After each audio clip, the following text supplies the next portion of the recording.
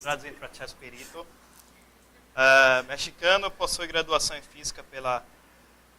Espero que vocês entendam meu espanhol. Muito difícil. Escola Superior de Física e Matemáticas. Mestrado pelo Centro de Investigações em Óptica. Doutorado pelo Colégio Imperial, Imperial College em Londres. É pesquisador no Instituto Nacional de Astrofísica, Óptica e Eletrônica. Atualmente também é pesquisador visitante no Centro de Investigações em Óptica. Ademais, é membro do Sistema Nacional de Investigadores e da Academia Americana de Ciências. Trabalhou por 2 anos na UFAL, Universidade Federal de Alagoas, em colaboração com o professor Jandy Hickman, e é uma colaboração de uns 20 anos. Publicou cerca de 150 trabalhos, de acordo com o Google Acadêmico, tem 2.400 citações. Seu trabalho se concentra na teoria alternativa simplificada de feixes ópticos. Em 2013, a Optical Society lhe outorgou o título de Fellow Member, o qual é a máxima distinção para os pesquisadores de óptica. Curiosidade, na América Latina tem apenas 14 com o mesmo título, 6 no México, 5 no Brasil, incluindo o professor Cid e o professor Anderson. E o professor Sabino está aqui com um Traveling Lecturer Grant, que é um financiamento da Optical Society, para mandar pessoas para apresentações. E amanhã fará outra apresentação. Obrigado. Confio em que meu portunhol não seja tão ruim. Espero que você compreenda um pouco. Faz tempo que... Interessante, eu aprendi português na Inglaterra. Na minha sala estava cheia de brasileiros, então eu tive que aprender português. Né? Pronto. Agradeço muito aos organizadores, a OSA também, que foi que está financiando a viagem para eu vir para cá, então eu fico muito contente. Gosto muito de vir para o Brasil, como falei. Eu trabalho com o colega Hickman desde faz mais de 20 anos, quase mais de 20 anos que a gente se conhece, 25 anos, que, quando ele foi lá na Inglaterra, certo? A gente vem trabalhando desde então. Então, hoje vou conversar um pouco de uma história que começou naquele tempo. Sim? Interessante, quando me dieron o fellow la OSA, eles falaram que era por meu conhecimento em feixes exóticos. Então eu comecei a inventar, tá certo, vamos inventar o feixe exótico. E vamos ver que vocês estão familiarizados com Lagergauss e hoje vou apresentar um diferente. Pronto. Uma coisa interessante quando a gente estuda, eu sou teórico, então tenho que resolver um pouco de equações, mas não se preocupe, a coisa não está ruim. Certo? A gente conhece a equação de Helmholtz, que é a equação que descreve a propagação da luz de um jeito contínuo. Onde E é a distribuição de campo, é a luz, certo? N me está falando aonde que fica propagando-se a luz, essa luz, e lambda é o comprimento de onda, é o cor da luz que está viajando. A gente conhece normalmente, quando a gente está estudando escola, aprende como resolver a equação, e obtém que tem soluções de ondas planas e soluções de ondas esféricas. É muito simples, está aqui a formulação, a equação que representa ondas esféricas, aqui está a equação de ondas planas. O interessante destas duas ondas é que poucas vezes os professores e os livros falam que na realidade não são soluções físicas. Por quê? Bom, primeiro, uma onda plana ao princípio é infinita, a extensão é infinita, então pronto, aí acabei, já não posso ter ondas planas infinitas, então não é realmente fisicamente realizável. Porém, a gente pode fazer uma aproximação numa região do espaço. Sim, a onda esférica também tem outro problema, porque na origem, certo? Energia igual com zero é singular, vai para infinito em zero, então aí tem um problema. Então, e normalmente quando a gente que é físico e é engenheiro, quando fala de é singular, é infinito, a gente fala não tem sentido físico. Então, mais uma vez aqui tem um problema. Porém, a gente considera que se a gente tem uma fonte pontual, um pontinho, daí sai luz, então aí considera que pode ter ondas esféricas. Então, eu começo a falar com isso porque daqui a pouco vou chegar aos feixes Bessel e vamos chegar nessa história. Outra coisa que também não está nos livros, em geral, é o que é um feixe. Certo? Já vimos ondas planas, ondas esféricas, mas o que é um feixe? Bom, o feixe basicamente vamos a entender como algo que é uma distribuição concentrada ao longo de um eixo, sim, um eixo imaginário, sim, que ele propaga mais ou menos nessa direção e de algum jeito, com não muitas, por exemplo, a onda esférica se propaga em todas as direções, certo? Nesse caso, um feixe vai estar limitado transversalmente e vai propagar-se principalmente numa região perto a um eixo que a gente já vai chamar eixo de propagação, certo? Os feixes a gente fala que estão limitados por difrações, é uma equação integral, etc., uma transformada de Fourier, certo? Mas a parte importante, finalmente, é que dessa transformada de Fourier, se utilizando a representação de espectros de ondas, tem que satisfazer a condição de incerteza de Heisenberg, certo? Então, um feixe deve estar bajo estas condições. Basicamente, são condições que deve satisfazer um feixe. Pronto. E outra coisa, pronto, em espaço real e em espaço fácil, em espaço de Fourier, certo? Se deve satisfazer também o teorema de Parseval, que fala que a energia é a mesma de um canto e no outro canto, e, em particular, um feixe, ¿sí?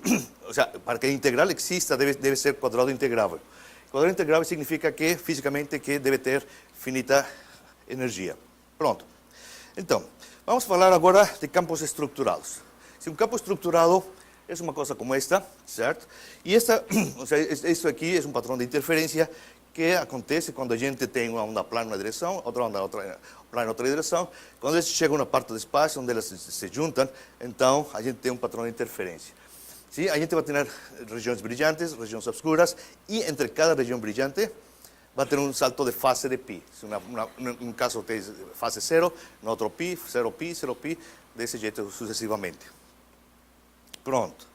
Então, se eu tenho uma onda plana viajando nessa direção e outra onda plana nessa direção, vai ter uma região, certo? Aqui representada por esse triângulo, onde a gente tem essa interferência de ondas de zonas brilhantes e escuras. A parte mais relevante é que esta aqui não muda, ¿sí? Transversalmente. Nessa região a gente tem um perfil cossenoidal, por isso a gente está chamando aqui de feixe cosseno. ¿Sí? Então aqui, nessa região, não cambia nada, não muda nada, mas a parte importante que devemos entender é que a luz, na verdade, está viajando nessa direção, ¿sí? Inclinada nesta outra, mas onde eles interferem, a gente tem o feixe cosseno. ¿Sí? E este feixe cosseno, como falei, insisto, não muda nada aqui. Então, a gente fala que se propaga sem cambio, ou de propagação invariante. ¿Sí? Pronto. Então, aparentemente, ¿sí? Uma coisa importante, aparentemente a gente pode pensar que a luz está viajando nessa direção, mas não, lembre, está em direção inclinada. Se a gente obstrui, se a gente bota um obstáculo na frente desse feixe cosseno, que a gente está vendo de frente agora, ¿sí? O que vai acontecer é que vamos vendo como as sombras viajam uma para cima e outra para baixo. ¿Sí? Vai de novo. ¿Sí? Aí está. Como sube uma para baixo. Então, basicamente, essa propagação longitudinal. ¿Sí? E vemos como uma sombra sube e outra baixa. Por quê? Porque a luz, na verdade, está viajando inclinada, certo? É uma coisa muito importante porque, mais uma vez, a gente pode pensar que a propagação é nessa direção, mas não. A propagação da luz está indo hacia cima e para baixo. ¿Sí? Pronto. Então, agora vamos tentar entender os feixes Bessel. O feixe Bessel foi introduzido faz muitos anos, em 87, por a turma de Eberly, lá em Rochester. Sí, e eles falaram que uma coisa importante é que eles chamaram feixes não difratantes. Aí tem um problema, porque se é não difratante, viola o princípio de incerteza que eu botei antes, certo? Aí quando eles foram introduzidos, eles tiveram muitos problemas, muitos comentários, precisamente por isso. E mais, uma coisa importante é que falaram, ok, são feixes Bessel, sí, que são soluções exatas, não singulares, sí, não singular, sí, em espaço livre. Então, eles tomaram a equação de Helmholtz, obtuvo a solução, sí, uma delas é Bessel e a outra é Neumann, mas esta solução é singular. Significa que é infinito na origem. ¿Sí? Então, falamos, se é singular, se tem valor de infinito na origem, mais uma vez falamos que não tem sentido físico. Então, o que eles fizeram foi jogar fora essa solução e ficaram somente com esta. Aí começa a confusão, de novo, certo? Eles fizeram a experiência, ¿sí? Naquele tempo, ele falou a Eberle que foi muito complicado, pegaram uma película de ouro, ou seja, um substrato de vidro, botaram ouro em cima, depois fizeram uma fendinha circular, e depois colocaram uma lente aqui, na distância focal, e observaram nessa região triangular, ¿sí? Os feixes Bessel. Aqui está medido, aqui está uma distância de 15 centímetros, depois a 1 metro, ¿sí? E praticamente não muda o perfil del feixe Bessel. ¿Sí? Essa foi a intensidade em eixo calculada, e isso foi o que eles mediram ao longo do eixo, de propagação, certo? Mas, se a gente observa com cuidado aqui o diagrama, observa que realmente se este ponto aqui, quando chega aqui na lente, vai gerar ondas planas nessa direção, este outro aqui, onda plana para cima, mas como tem simetria circular, na verdade, a gente vai ter ondas saindo para fora. Sim?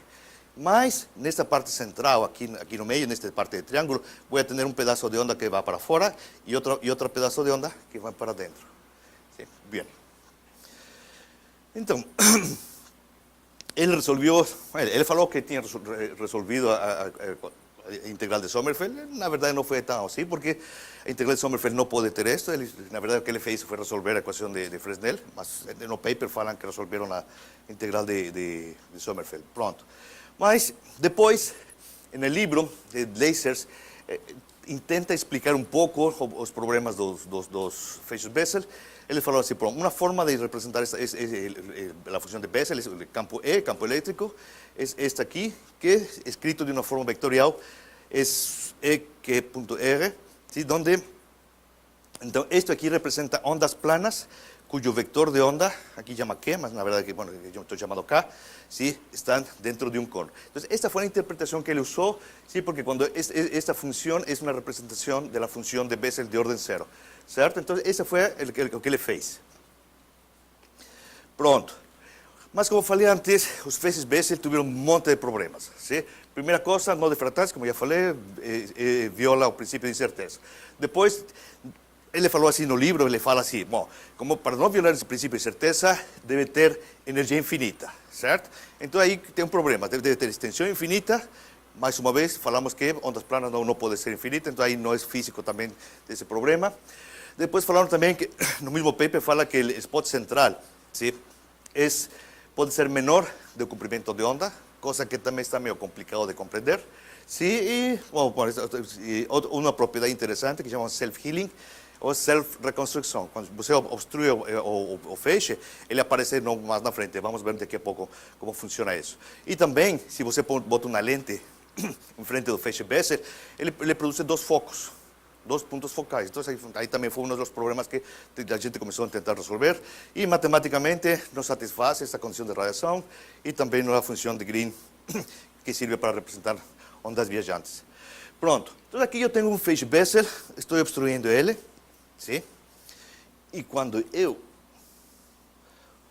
aquí está la reconstrucción, ¿cierto? Aparece de nuevo. Entonces aquí está la propagación, ¿cierto? Aquí yo tengo obstrucción circular y más na frente aparece el feixe de Bessel de nuevo. Mas, si yo observo a sombra, ¿cierto? Estoy viendo que a sombra na verdade está indo para acá y otra para acá, como acontecia con las ondas planas, ¿sí? Entonces, a pregunta es, ¿está viajando a luz nessa direção ou está viajando hacia fora ou inclinada? Certo? A sombra me diz que está viajando inclinado. Certo? Então, na verdade, esta interpretação de que o feixe viaja nessa direção está errada. Sim? E, naquele tempo, este fenômeno de self-healing, ou autorreconstrução, vou tentar parar. Ai, não. Aqui dá para mexer aqui. Isso é. Eles falaram que era devido ao spot de Arago. Este pontinho que aqui é o spot de Arago, ¿sí? Ou de Poisson, se chama de um jeito ou do outro. E, na verdade, este pontinho tem perfil Bessel, mas não é devido à reconstrução que a gente tem aqui, não se deve ao spot de Arago. Mas ainda tem gente que fala que o self-healing de feixes Bessel é devido a spot de Arago. Tem um paper, me mandaram 2 semanas atrás uns alemães, me falaram, olha, gente, nossa teoria de self-healing. Eu falei, está errada, cara, isso faz muito tempo. Certo? Mas o problema é que ainda não saquei, apresentei a teoria geral da física do self-healing em fevereiro, e me pediram um paper, mas ainda não termino o paper, talvez por isso não compreendem. Pronto. Então, o que eu fiz? Durnin resolveu o problema usando integrais. Eu resolvi o problema como eu tinha estudado solitões, certo? Solitons. Então, eu sabia propagar. Então, tratei o problema como um problema de propagação. Problema de propagação, estou falando resolver a equação diferencial, a evolução. Sim? Pronto. Então, o que a gente faz, pega a equação de Helmholtz, põe em coordenadas cilíndricas circulares, depois utiliza métodos de separação de variáveis, que a gente aprende na escola, certo? Aqui tem 3 equações, uma para a coordenada azimutal, outra para Z, propagação, e R. Estas duas soluções são simples, e aqui essa é a equação diferencial de Bessel. Pronto. As soluções da equação diferencial de Bessel são dois. Uma, Bessel de primeiro tipo, e a outra, Bessel de segundo tipo, ou também chamadas funções de Neumann. Sim, ou funções de Neumann. O problema, como falei antes, é que funções de Neumann, todas, para todo M, são singulares na origem. Na origem vem aqui, oscila, mas na origem vai para menos infinito. Então a gente fala, tem um problema, é na física. Então, peraí, eu preciso, vamos ver, vamos tentar, vamos esquecer essa história de que não é físico, porque já vimos que ondas planas não são físicas, ondas esféricas não são físicas. Vamos dar um pouquinho a oportunidade também de não ser físicas, mas brincar com elas. Então, quando a gente construi a solução mais geral, certo? Do mesmo jeito que a gente fez para o caso de um oscilador simples, que põe uma exponencial complexa, neste caso, para o Bessel, o equivalente é utilizar a função de Hankel, ¿sí? Ou também Bessel de terceiro tipo, que simplesmente é a função de primeiro tipo, mas su imaginário vezes segundo tipo, e a outra é o complexo conjugado. Se eu faço isso, ¿sí? Tenho coisas interessantes. Primeira coisa, esta já é função de Green, matematicamente consistente. Certo? Este aqui, bom, complexo conjugado é outra. E outra, matematicamente, também satisfaz a condição de radiação de Sommerfeld. Então, eu tenho condições para equações que representam ondas viajantes, ¿sí? Traveling waves, e então, matematicamente é consistente. Já subi dois dos problemas que tinha na lista. A parte interessante é que as funções de Hankel se usam para representar ondas viajantes cilíndricas. Então, H1 vai para fora, H2 vai para dentro. ¿Sí? Cuando a gente suma con esta parte, la longitudinal, a gente termina tendo ondas cónicas. ¿Sí? Entonces, onda cónica para fora y esta otra es onda cónica cóncava para dentro. ¿Sí? Então, a gente pode entender que o campo Bessel, na verdade, é uma onda cónica para fora. ¿Sí? Se eu sumo su complexo conjugado, onda cónica para dentro, então o resultado é um Bessel. ¿Por qué? Porque uno es complexo conjugado de otro, entonces ellos cancelan. Singularidad sume. Acabó mi problema.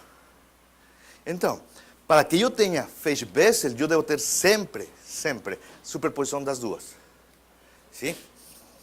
Y pronto, entonces yo tengo aquí estas dos, entonces me va a dar feixe Bessel, aquí está Bessel, y além, yo ya mostré, se puede propagar de esta forma. ¿Sí? Parte interesante es que en la propagación, mais uma vez, aparentemente é nesta direção, mas já vamos ver que não. Na verdade, como são ondas cônicas, então aí é onde produz as sombras indo para fora.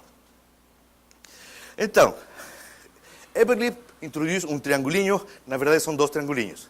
Todos lembramos que um vector tem a propriedade de traslação. Sim? Então, este vector, todos estes vectores eu traslado para trás, a pontinha deles fica em um ponto, então vou gerar este outro cone. Sim? Então, este cone de vectores de onda, de wave vectors, se produz, ¿sí? Este frente de onda cónico. E este outro cone de vectores de onda produz este outro frente de onda cónico, ¿sí? Que são ortogonais.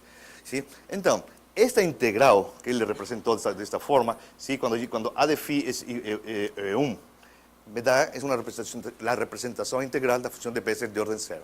E é esta forma. ¿Sí? Então, esta integral, na verdade, não é somente um cone, deve ter os dois cones. Sí, e se tem os dois cones de vectores de onda, então tem as dois wavefronts, conical frentes de onda cônicos, certo?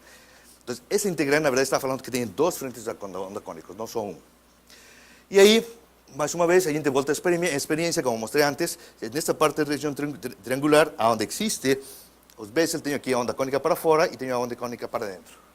Então, pronto. Na verdade, a experiência de Dorrin tem as duas ondas cônicas e por isso que a gente termina tendo os feixes Bessel.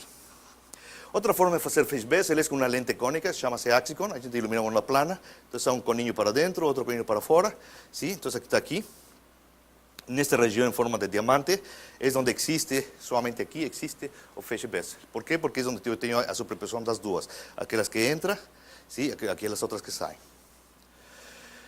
Pronto.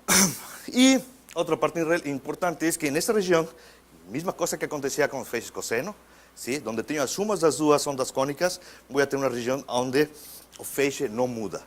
Mas lembre a luz no viaja en esta dirección. Simple, lo que estoy teniendo en cada plano es a interferencia de ondas cónicas. Como tenía antes, antiguamente tenía interferencia de ondas planas en cada plano, ahora tengo interferencia de ondas cónicas en cada punto. Entonces, a luz no viaja en esta dirección. Aparentemente parece, yo voy midiendo, parece que viaja así, mas no es así, no. Certo? Então, aqui a gente pode pensar que o feixe está propagando-se adifracional, sem difração. Mas como não está acontecendo, na verdade, não está acontecendo essa história de que está viajando nessa direção, não está violando nenhum princípio de incerteza. Porque em princípio de certeza aparece por acá fora, certo? Mais longe. Sim? Então aí, esse é um detalhe importante. Um feixe Bessel não é outra coisa mais que um padrão de interferência contínua. Assim de simples. Pronto. Também falava que, aqui fala no paper, fala que é possível que quando alfa, na notação dele, é igual a 2π sobre lambda, então o feixe deve ter um diâmetro, sim, o spot central, menor que o comprimento de onda. Mas tem um problema. Isso somente acontece, ou seja, alfa é a componente transversal do vector de onda. Isso somente acontece se esta coisa é igual a isso, então significa que K sub z é zero. Não tenho componente ao longo de z. E se não tem componente ao longo de z, não tenho feixe. Sim, o que estou tendo é somente ondas cônicas transversais. Então, mais uma vez, não pode ser possível. E a outra, que normalmente não acontece, não aparece nos livros de ótica, todo mundo conhece o princípio de Huygens, certo? Simples. Mas não tão simples, porque o princípio de Huygens em 2 dimensões não é válido. O princípio de Huygens não se satisfaz para ondas cilíndricas. Somente, o princípio de Huygens é um princípio que se pode derivar de equações diferenciais, para a gente que gosta das matemáticas, certo? E para dimensões pares, não se satisfaz. Dimensões ímpar, sim se satisfaz o princípio de Huygens. Então, para ondas esféricas, sou feliz. Posso ter casquinhas esféricas, e aí vem o princípio de Huygens, superposição, todo lindo. Mas se eu tenho ondas cilíndricas, não. Sempre vai ter um rabinho. ¿Sí? O frente se vai plano, mas atrás tem um rabinho. E esse rabinho faz que não seja perfeitamente definido como a gente esperava aqui. E se não está perfeitamente definido, então a largura saiu do que ele falava que era menor que o comprimento de onda. Certo? E isso já tem sido demonstrado experimentalmente também, mas ninguém tem falado ainda. Eles falam, a gente não sabe por que não vai a zero o campo. O que passa é que não tem lido essa parte. E esse é um tratamento que fez Huygens faz muitos anos. Sim? E mais uma vez, é possível gerar ondas cilíndricas? É possível. Considera um espelho cônico, ilumina com onda plana e vai gerar ondas cilíndricas. O problema é que não vai ser possível medir esta coisa aqui no meio. Sim? Por 2 razões. Uma delas, você vai perturbar o sistema, mais uma vez, para tentar medir aqui. Sim? E a outra, vai ter uma largura além desse comprimento de onda. Pronto. Então, outro problema resolvido. Daquela listinha de inconsistências de feixe Bessel. O que eles chamavam autorreconstrução, na verdade a gente já agora compreende. Se a gente sabe que o Bessel é interferência de 2 ondas cônicas, pronto, tenho aqui uma lente cônica, vem aqui onda plana, chega aqui, refracta e vem para cá. Aqui nessa região falei, na região em forma de diamante, tem o feixe Bessel, põe uma obstrução aqui, então o que acontece? A parte que não foi obstruída, chega cá, a parte que não foi obstruída chega cá, e de novo reconstruiu o feixe Bessel. Certo? Assim de simples. Então não tem nenhum spot de argão, não tem nada a ver com difração. Ao contrário, aquela parte de onda de luz de campo que não é difratado é aquele que passa por aqui, por fora, que não foi afetado por nada, e interfere de novo. Pronto. Então, e mais uma vez, estou aqui, uma simulação, põe um obstáculo aqui num cantinho e vejo, mais uma vez, que a sombra vem para cá e eu também para baixo. Porque é a presença das 2 ondas. Certo? Pronto. Então, vamos bem. Aqui são umas animações muito bonitas. A primeira já mostrei. E eu creio que esta a gente já viu antes. Aqui está a autorreconstrução. Mas, na maioria dos papers que falavam de autorreconstrução, botavam a obstrução no centro. Mas eu pensei, vamos mostrar, na verdade, que a onda cônica está viajando de lado. Vamos botar aqui num cantinho. Aqui, vem. Quero mostrar 2 coisas. Primeiro, bueno, a sombra está vendo como viaja para cima. Por quê? Porque a onda cônica que está embaixo vai para cima. Sim? Mesma coisa neste outro aqui, mas antes vou repetir de novo. Aí está aqui. Mais um pouquinho. Aí está. No sé si consiguen percibir que tiene dos sombras, una pequeña aquí en el centro y otra afuera, por fuera, más grandona, ¿cierto? A presencia das duas ondas, as duas sombras. Uma pequenininha, por quê? Porque a onda cônica é côncava, vai para dentro, e a outra que é convexa, vai para fora. E aí, por isso é que vai, se vai, e a outra que continua nessa direção, que é a parte cônica que vai para cima. E a mesma coisa acontece neste outro aqui, certo? Daí, se hace pequenininho, outra grandona, vai para fora, e a pequenininha passa por aqui no centro e aparece do outro lado. Sim? Então, mais uma vez. Sim, você vai vendo como que... Certo? Ou seja, você tem um feixe de frente, e você está vendo o que está vindo para cá. Sim? Pronto. Então, feixes Bessel são campos estruturados. Estou falando que são interferência de campos simples. Aquela história de doble foco no eixo é muito simples de explicar também. Se a gente compreende que tem aqui as ondas cônicas, bota aqui a lente. Bueno, este pedaço de onda cônica se vai enfocar no plano focal num ponto. Este outro daqui, sim, se foca na direita aqui embaixo, sim, em outro ponto, mas por simetria circular, vai ter círculo. E matematicamente é simples, porque a transformada de Fourier de um Bessel, de uma função Bessel, é uma delta. Então, está aqui, a transformada de Fourier, a gente sabe que é uma lente e uma transformada de Fourier. Certo? Então, uma transformada de Fourier é aqui uma delta. Mas acontece que nessa região desse triangulinho aqui, a gente está tendo ondas, vamos falar assim, em forma de toroide, como dona. ¿Sí? Porque quando passa a lente, vem aqui, curvas, porque o frente de onda é curvo. ¿Sí? Nesta parte é curvo porque está se enfocando, certo? Então, a curva é uma espécie de dona que, aqui nessa região, uma dona aqui, outra dona para cima, tem quase ondas cônicas na parte perto do eixo, e é quase um Bessel. E a gente observa aqui como se está enfocando, ¿sí? E parece um Bessel. Sim, então, se é possível enfocar feixe Bessel, mas não onde a gente espera enfocar. Sim? A gente espera enfocar um feixe no plano focal, mas não. Neste caso, acontece o que eu chamei um foco falso, um pseudofoco. Sim? E é possível calcular, a gente pode encontrar a posição exata deste ponto, e aí acontece. Pronto. Então, a luz se enfocou aqui neste ponto, neste anel, certo? E daqui continua viajando. E continua viajando para baixo, e a luz que vem se enfoca neste ponto, também viaja para cá, certo? Mas se encontra de novo. Se encontra de novo, interfere de novo. E se interfere de novo, cria de novo uma espécie de feixe Bessel. E um eixo bota um pico, bota outro pico. Pronto, não tem mágica. Muito simples. Sim? Então, o feixe Bessel foi muito simples de entender. Pronto, agora vamos a tentar ver vórtices. O feixe Bessel, a equação diferencial de Bessel, tem dependência simultânea. Essa dependência simultânea me está dizendo que é possível criar vórtices como neste caso aqui. Sim, o vórtice de luz, sim, na verdade, a gente vai em intensidade, vai numa região iluminada e um buraco no centro, mas na verdade o frente de onda é uma helicoide. Sim? É desta forma. Pronto. É muito simples criar vórtices. ¿Sí? Se eu faço interferir três ondas planas, interferência de três ondas planas simétricas de três pontinhos, certo?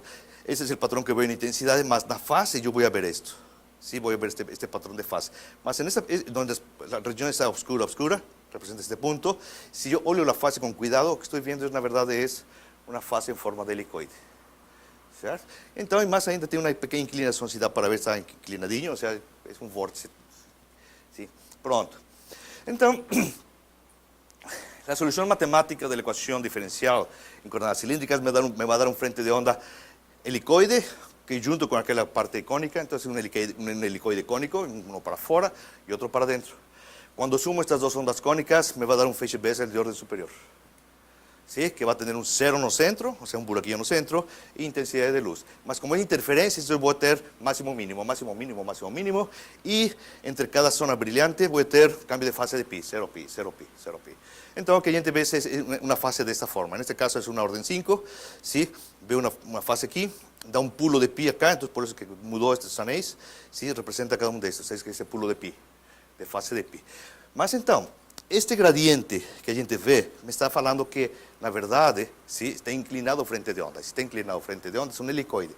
E se é um helicoide, significa que o vector de pointing é perpendicular frente de onda. E me está falando, então, que a luz face hélices. ¿Sí?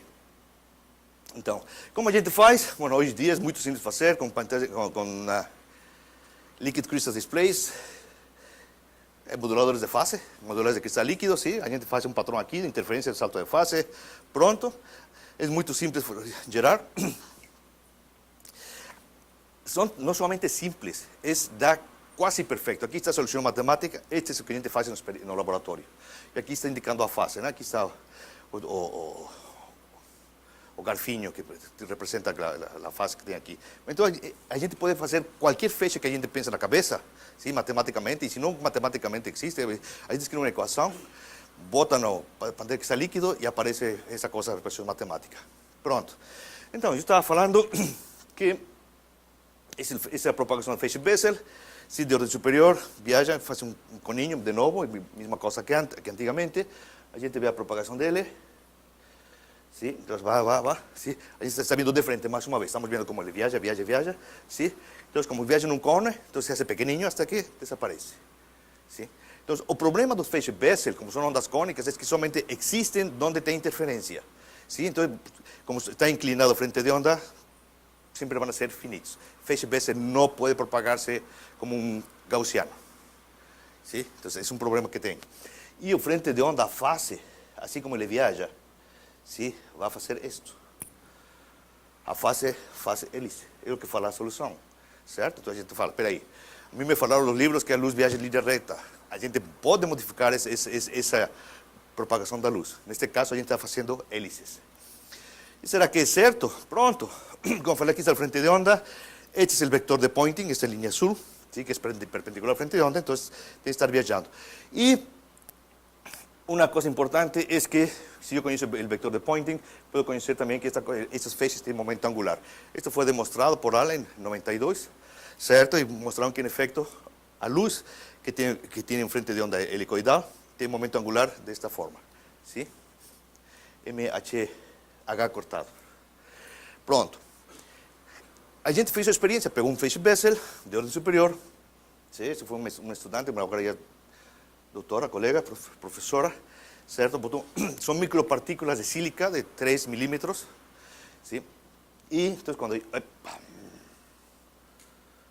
está aqui, pronto, está um e está outro, ¿sí? Então, a luz, na verdade, está empurrando, é transferência de momento angular. Transferência de momento, vocês sabem que momento é transferência de movimento. Então, a luz está empurrando essas bolinhas. ¿Sí? Estou iluminando com esse feixe. Com este feixe que tem este frente de onda. ¿Sí? Então, é uma prova de que, sim, na verdade, a luz faz isso. ¿Sí? Então, você falou 3 micras. 3 microns. Em água, sim. Isso são bolinhas de sílica. Esta é a diferença desta. Esta é uma bolinha de sílica, mas é oca. Sim. Então, por isso ela fica atrapada nos mínimos. Mas é a mesma coisa. Sim, por aí. Como foi? Bom, a pressão de radiação que está fazendo é empurrar. Bueno, como está em um substrato de vidro, certo? Está na cubetinha, em água, você está iluminado por cima. ¿Sí? Então, a luz, na verdade, está fazendo isto. A luz não está sendo assim. Tem uma componente azimutal e outra longitudinal. Está empurrando para baixo, não passa nada. Fica mais importante que a componente transversal, ¿sí? Está empurrando. Sim, consigo, claro. São coisas que estão tentando fazer, sim, professor.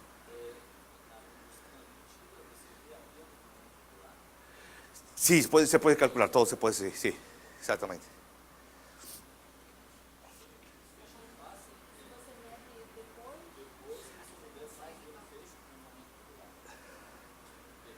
Perdão, a parte de momento angular, exatamente. Sim. Mas, na verdade, ele dispersa aí, depois a partícula já não vai embora. Sim. Mas poderia ser feito. Pronto, então essa foi a história do Bessel, certo? Bessel foi, a ideia foi tentar obter, quando a gente obstrui o feixe Bessel, vê sombras. Uma sombra para cima, outra para, nesse caso, é radial. Sim. Agora, outros feixes meio esquisitos são os feixes Airy. Estos feixes, esta condición comienza aquí no medio, aquí, perdón, desculpa, comienza de este lado y ele propaga para lá, para a direita. Então, o que acontece? Ele propaga ao longo parábolas. Mais uma vez, aparentemente um feixe que viaja não em linha reta, viaja em curva. ¿Sí? Mas, eu observo uma coisa primeiro. Observo um patrão estruturado. Então, peraí, tem um patrão estruturado. O patrão estruturado é feito de ondas, interferência de ondas. Vamos ver se é verdade, vamos ver. Certo? Mas então, quando eles descobriram, foi introduzido, isso foi por esse senhor de Bristol, Michael Berry. ¿Sí? Ele obtive a solução para a equação de Schrödinger em espaço livre, ¿sí? Esta é a função de aire. ¿Sí? Esta é a equação de Schrödinger em espaço de uma partícula livre, sem potencial. Então, ele obtém essa solução. A parte importante é uma parte de fase, mas uma parte aqui de amplitude. Isso a gente vê aqui, Z é a distância de propagação. Então, isto me está falando que, na verdade, se vai mover ao longo parábolas. E por isso que chamaram de paquetes de onda, o pacote de onda acelerado. Neste caso, estão falando também de feixes acelerados. Sim, mas, então, as soluções desta forma, mais uma vez, sim, e em intensidade, vai reduzindo o período, mas é assim, não? A gente toma um módulo. Pronto. A gente pega um feixe destes, bota uma obstrução e pum, duas sombras. Epa! Eu já conheço essa história. Se tenho duas sombras, campo estruturado, tem que haver duas ondas.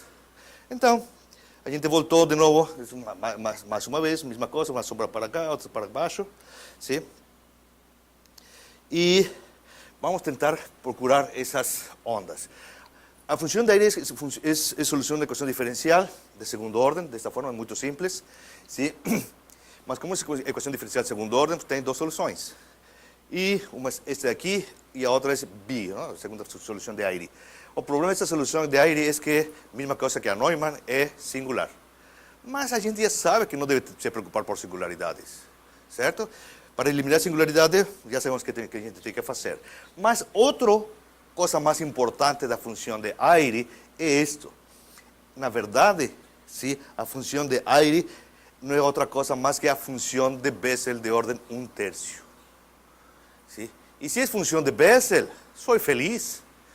Eu já sei brincar com Bessels. Então, se sei brincar com Bessel, também vou brincar com aires. Porque lembrem que Bessel a gente construiu como a suma de dois Hankels. Certo? Então faço a mesma coisa, construo o aire como a suma de dois Hankels. ¿Sí? Então, estas Hankel, cada uma delas é singular. Por quê? Porque tem aquela parte que é singular. Certo? Mas, como está sumado e um é complexo conjugado a outra, a singularidade vai embora. Acabou, não tem problema mais. Certo? Então, aqui está a forma destas funções, como falei para vocês, função de Hankel 1/3. E quando olho a fase, ou seja, observo o comportamento assintótico para calcular a fase, que é muito simples. Depois do segundo máximo aparece rapidamente esse comportamento. Temos aqui a 3 meios, então a fase é desta forma. ¿Sí? Lembre que é zero num canto e na outra parte oscila. ¿Sí? A fase de uma delas é assim, a outra fase é assim. ¿Sí? E isso é o que me descreve porque perdão, desculpa, aqui estava aqui. As duas sombras. Uma que vai, aqui um frente de onda é para fora, sim, é convexo e outro é côncavo. Sim, um enfoca, um faz pequeno e outro faz maior. Então, pronto. Eu já encontrei as duas ondas para o caso de aire. Outra coisa importante é que quando eles falaram dos aires, ninguém sabia como calcular a máxima distância de propagação. Mas se eu já tenho frente de onda, já acabei. Certo? Por quê?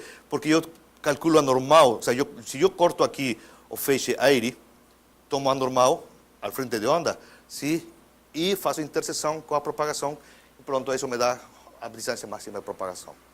Muito simples, matemática simples, certo? Esta aqui é a distância máxima. Sim. Outra coisa, eles, matematicamente, mais uma vez, eles viajam a longo parábolas e não mudam. Então, como aqueles caras falavam que o Bessel não mudava porque tinha que ser infinito, então falam também que os feixes aéreos são infinitos. Você pode ver um paper do ano passado, eles continuam falando isso. O feixe aéreo tem duas razões por que não pode ser infinito. A primeira, mesma coisa que o Bessel. Se a gente precisa de uma onda que venha de infinito, certo? A condição de radiação de Sommerfeld proíbe ter ondas no infinito viajando para cá, certo? Essa é uma razão. A outra está aqui, simples demais. ¿Sí? A amarela é a função de aire, envolvente. Lembre que a função de aire se vai fazendo pequenininha, pequenininha, pequenininha, pequenininha, certo? O que está dentro é o comprimento de onda da luz. Obviamente, se vai fazendo pequenininha, pequenininha, pequenininha, pequenininha, e chega um momento em que tem o mesmo comprimento que a luz. Depois de aí, não pode existir. Eu não posso ter um campo de luz com um envolvente menor que o comprimento de onda. Não faz sentido. Então, tem duas razões físicas porque o feixe aire não pode ser infinito. ¿Sí? O sea, fica se fazendo pequeno, pequeno, pequeno, até que coincide o comprimento da onda da luz com o período da função de aire. Depois aí tem que virar evanescente, fisicamente. Então, não pode ser infinito. ¿Sí? Pronto. Esta é uma mesma eu já tinha mostrado. E, bueno, já tinha eu mostrado para vocês que essa coisa... Os caras, essa função de aire é solução em uma dimensão. Mas se a gente bota perpendicular, como são ortogonais, então não tem nenhum problema. Então, construíram um feixe dessa forma. ¿Sí? Duas condições ortogonais, então pronto. É muito simples. Então, neste caso aqui... Oi, vale, já me... Onde está? Aqui está a reconstrução. Epa, bueno, vai de novo. E pronto, ¿sí? Como é parabólico, vai viajando para cima, certo? Mais uma vez, e mesma coisa que antigamente. Tenho aqui as duas sombras, uma pequenininha aqui dentro e outra, quando a gente vê de novo a propagação, como... Deixa eu repetir completo, porque é muito rápido no comecinho. Aí você vê como uma sombra viaja para trás, para fora, sim, vai de novo. Sim.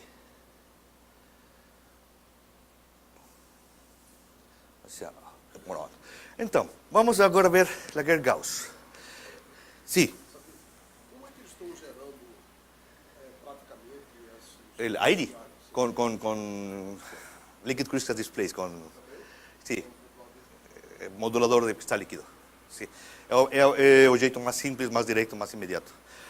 Pode ser feito com lentes e aberradas. Sí, porque a função de aire aparece também em coma. Quando a gente tem a operação de coma, aparece a função de aire.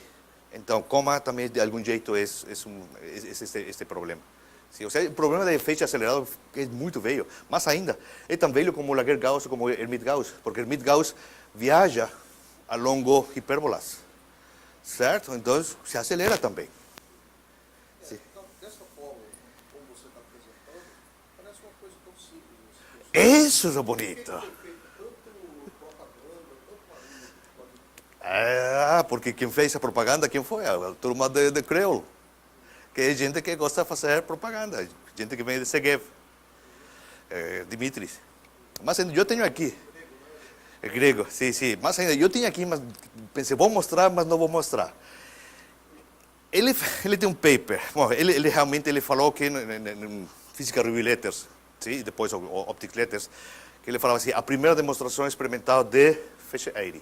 Eu tenho um paper que mostrei para ele, eu mandei um paper e quase me fez pedaços, certo? O grupo de Casperson, você lembra que foi do grupo de Arriva e toda essa turma daquele tempo, certo? Ele demonstrou por primeira vez o feixe aire, certo? O que ele fez foi uma cavidade, sim? Ele pegou uma cavidade laser, dobrou, sim? Fez um formato assim curvo, e como sai curva, a curva da parábola, certo? Produz feixe aire. E ele chamou aire Hermite, porque era aire em uma direção, Hermite transversal vertical. Certo? Mas na parte onde ele curvava, sim, a cavidade, o modo, fica aire. Então, em cavidades laser curvas, o modo é aire, ao longo da trajetória curva. Ele está demonstrado matematicamente, ele fez experiência, está aí. Então, quando eu mandei, aqui a primeira demonstração, não, Cristo Luiz me hizo pedaços meu paper, não? Depois ele aceitou, desculpa, mas por enquanto não queria aceitar o paper. Certo? Mas sim, na verdade foi isso. Eles fizeram muito barulho na volta disso, OPN e depois Ballistic e tudo isso, porque é muito simples. Ou seja, essa é a parte importante que eu quero mostrar, que na verdade é muito simples compreender. ¿Sí? De ahí porque ese exotic beams que están falando aí os colegas da OSA, não é? Então, Laguerre-Gauss beams. De novo, ¿sí? Máximos, campo estruturado. Eu conheço essa história de campo estruturado, certo? Se eu conheço o campo estruturado, pronto, já vi os Bessel, certo? Aqui, mas agora aqui o Laguerre-Gauss, que também tem fase parecida a este, tem o vórtice. Sim? Então, vamos ver o que passa. Pego um Laguerre, boto uma obstrução, a mim me gusta botar a obstrução de lado, fora, certo? Quando boto a obstrução fora, vem cá, propago e olha. Primeiro, self-healing, auto-reconstruir, mas a sombra subiu e outra está embaixo. Tenho aqui uma sombra aqui e outra cá. Sim? Então, Laguerre-Gauss está incompleto. Sim? Falta sua outra parte. Está aqui a propagação, certo? Vai aqui e a outra vai para cá abaixo. Sim? E, de algum jeito, é óbvio. Tem uma equação diferencial de segunda ordem para Laguerre. Tem duas soluções. Uma delas é bonita, ortogonal, toda essa história que a gente já conhece, porque é Bluville. A segunda tem o mesmo problema que antigamente. É singular. Se é singular, todo mundo, fora, lixo. Nada. Aí de trás de volta, certo? Construi a solução. Então aqui está de novo. A reconstrução, certo? Aqui estou comparando a propagação, porque isso foi, a gente publicou isso mês passado, certo? Essa é a propagação de um Laguerre e essa é a propagação do Bessel, com as mesmas condições. Ou seja, você está vendo que quase tem o mesmo número de anéis. Mas lembrem, o Bessel tem um problema existencial. Ele acaba. Depois não viaja mais. Então agora, eu sempre fui como, introduzi essa nova teoria de Bessel, pronto, eu era feliz com Bessel, mas agora sou mais feliz com Laguerre, certo? E pronto, a gente brincou um pouco com as matemáticas, aí fez, encontrou aqui a segunda solução. A gente botou a letra X porque a gente foi lá na literatura, procurou todas as letras que todas estavam usadas, menos a X. Pronto! Fazer o quê, né? Então ficou mais bonito porque então é X de exotic, então é exotic Laguerre-Gauss, não? Então, sim, então a gente construiu aqui que estamos chamando Laguerre-Hankel, que é a Laguerre que a gente já conhece, mas essa parte, o sea, conjugado dessa forma. E a gente construiu já a solução completa, sim, del feixe Laguerre-Gauss. E pronto, a coisa é que fica linda e hermosa, porque está aqui em verde é o Laguerre, em vermelho é o X, sim. E pues, é singular aqui, e outra coisa interessante, também é singular no infinito, então aí tem doble singularidade, é uma coisa interessante. É singular aqui e singular cá.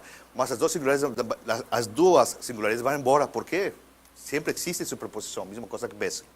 Sim? E a gente toma o módulo quadrado dessa função, tem um perfil muito suave e muito bonito. Esse é um jeito, outra forma aqui está o frente de onda cônico, sim? Para um que vai para fora, o 1, o que vai para dentro, o 2, essa é a intensidade. Certo? E, pues, obviamente, a gente tem ordem superior, pues tem a fase azimutal também, então também criar essa mesma história. A gente encontrou já todas as soluções, a gente está trabalhando nesse paper pronto agora. Essa é uma coisa interessante. Sim? Esta é a simulação, certo? Aqui está a Laguerre-Hankel 1, que vai para fora. Sim? A gente utilizou esta aqui está em intensidade, né? Então, a gente está vendo isso, mas o cone vai para fora. O uno e o outro vai para dentro. Então, este vai para fora, está indo, sim? E forma um anel grandão. Este aqui no meio é devido à difração que sai do centro, certo? Mas, na verdade, este é anel grandão aqui fora. Outro que vai para dentro, a mesma intensidade, mas vai para dentro, certo? Está aqui. Mas o anel de fora é muito fraquinho. Mas quando a gente suma esses dois, dá Laguerre-Gauss, como era de esperar-se. Sim? E aqui está a experiência, muito ruim, mas aqui está o Laguerre-Hankel que vai para fora, a sombra grandona, outro que vai para dentro, a sombra se faz pequena, e aqui está a combinação dos dois. Aqui está a grandona, dá para ver um pouquinho, e a pequenininha. Aqui sim se vê bastante a grandona, aqui já subiu a outra, e pronto, tem self-healing aí demonstrado. E pronto, a gente brincou, a equação de Helmholtz se resolve em 11 sistemas de coordenadas, a gente já fez todos, foi a tese de doutorado um estudante, brincou um monte, foi uma brincadeira muito divertida, principalmente para este de aqui. Esta e esta aqui são coordenadas, se chamam coordenadas cônicas, se é paraboloidales. Sim? E então, a gente fez essa mesma construção e para todos os casos a gente tem esses campos propagantes. Então, aqui vem duas questões. Primeira coisa, sim? A gente já entendeu que falar de singularidades não significa que não é físico. Singularidade tem física, se a gente pode encontrar ela, pode dar uma interpretação. E a outra parte que vem normalmente nos livros de texto é que a parte imaginária é necessária. Porque, que falam os livros? Certo? A gente escreve assim, complexo conjugado, porque é muito mais simples, mas na verdade, os livros falam assim, a gente toma somente a parte real, porque a parte imaginária não presta. Mentira, a gente precisa das duas para poder descrever realmente o mundo físico. Certo? Então, muito cuidado com isso e, bom, com isso concluo e obrigado.